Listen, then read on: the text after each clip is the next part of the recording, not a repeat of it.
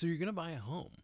Do you really need to use a realtor? How much does it cost to work with a realtor? Do they work nights and weekends? So many questions. What are the answers? Let's find out. I'm Dan Ginader, a real estate agent with Realtors. Real estate can be confusing, but I can assist you.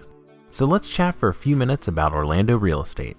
Hey everyone, I'm Dan Ginader. I'm a real estate agent with Realtors, Hallmark Properties in Orlando, Florida / Winter Park. So when it's your first time buying a home, or if you haven't used a realtor in a while, there's a lot of questions that come up and it can feel really overwhelming. So let's see if I can answer some of the common questions that I get. So how do realtors get paid?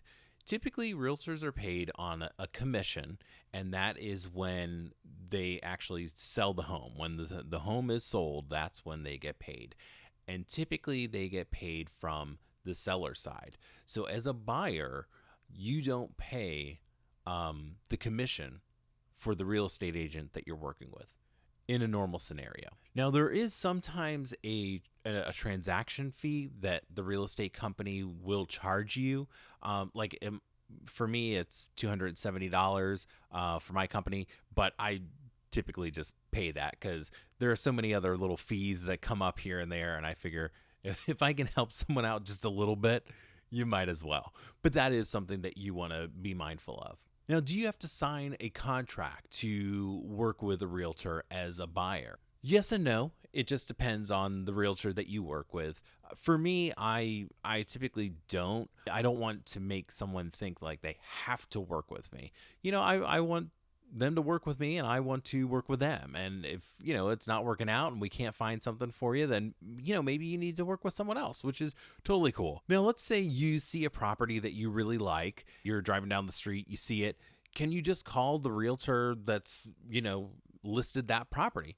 Absolutely you can, and you can absolutely work with them if you want to. Most people will tell you not to do that because, they already do have this prior relationship with the seller. However, most times in Florida, the kind of agreement that a real estate agent has with their client is it's really for the deal. You're trying to make sure the deal gets done and properly, and it's not necessarily to one party or the next. But people are mindful. As a buyer, you wouldn't necessarily want to say like, okay, well, I'm pre-approved for, $250,000. That's what it says on my pre-approval letter. But really, I can buy up to $300,000.